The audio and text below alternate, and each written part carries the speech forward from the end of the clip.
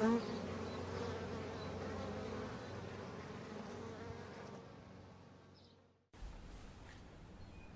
Trev here, Trevs Bees.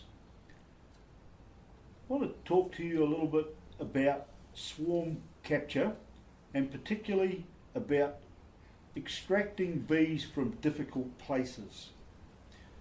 A couple of days ago I had 2 captures of swarms that were in rather difficult places. One was 5 metres, would have been 7 metres up in the very top of a chimney on a house.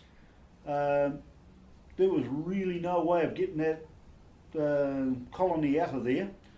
They were fortunately in the very top of the chimney stack itself.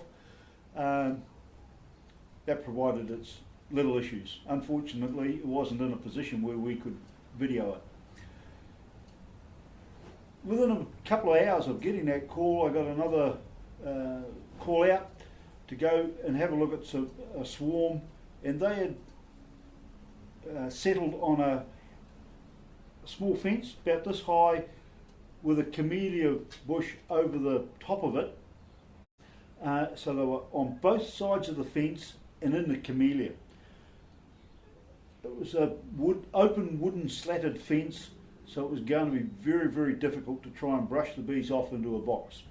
So over the winter I had made myself a new vacuum box, and I decided to utilise my old Triton dust bucket, and I want to show you how I modified it and got it to the stage that it's at.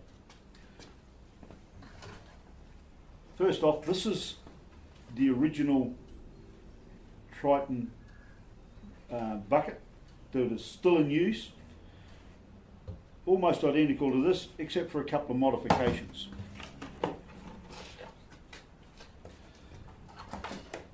So the first thing I done is I took these little dust deflectors off, because I didn't want the bees coming in here hitting the dust deflector and getting splattered all over it. So I needed them to be able to just dissipate into the cavity of the bucket. And I only have one hole that's open, and the other one I've got a bit of mesh in here. So normally both holes are open. So in this case I can actually extract from 2 different machines, and I can open or close whichever one that I want to be utilising. The vacuum cleaner goes into here like that. I'll just dispose of that. Now, this little mesh that's here, while it would have worked adequately, I decided that I wanted to be a bit flashier than that. So you can undo this here, and this whole filter comes out.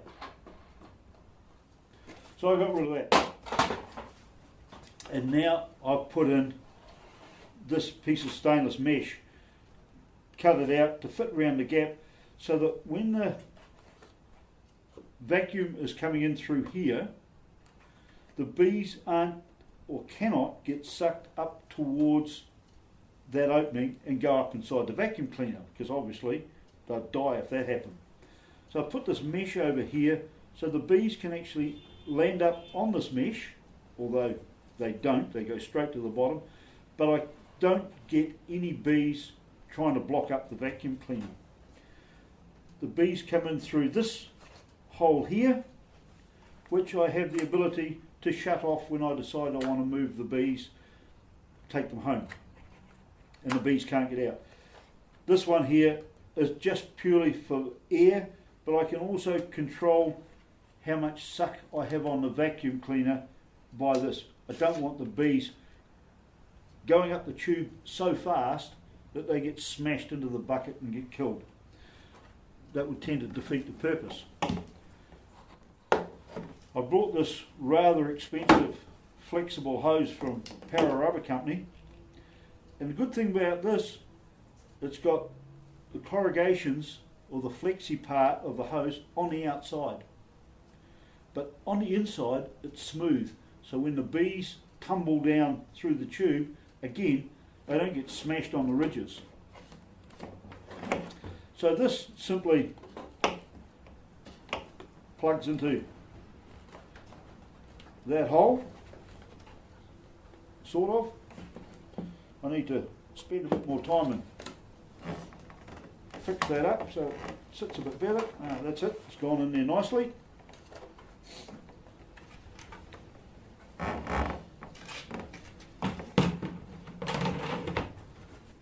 That sits on there.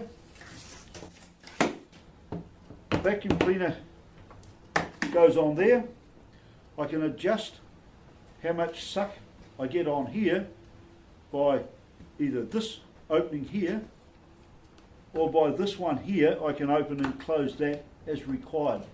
And then I just start at the bottom and gently suck the bees in. Takes me a little bit of time, but if I go nice and gently, I don't knock too many bees off the cluster because they're all festooning, holding hands or legs, hanging onto each other, and if you're a bit rough you can knock big clumps off.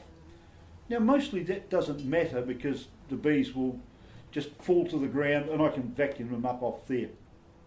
But in the case of the chimney, I was way up there and they would fall all the way to the bottom of the old fireplace.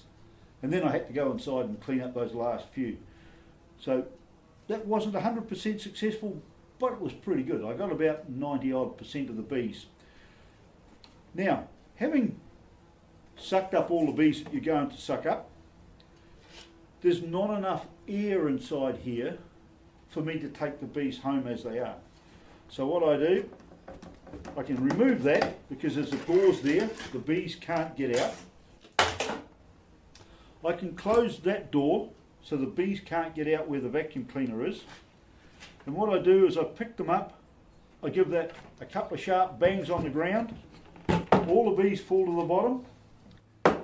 I then can put my little gauze lid that I've made on top of the bucket. Now this is just because I'm a wood turner. I was able to turn a little piece of plywood and put some fly screen mesh over here which I've just stapled down, and that sits on there nice and tightly, and I can pick my bucket of bees up to take them home. And then from there, when I get them home, and sometimes I do it on the job, again, take my swarm box, take all the frames out, give it a shake, take the lid off, tip the bees in, and they're in a big pile on the floor of the box. I quickly usually get in with my hands, level them out of it. They will never sting you in that sort of condition. They tend to be a bit dazed. Put the frames back in, put the lid on, and the bees are all happy. Now, as I said, I caught a couple of swarms. One of them I had to vacuum off the fence, and my wife was there and she took some video of that. So we're going to cut now to have a look at that video.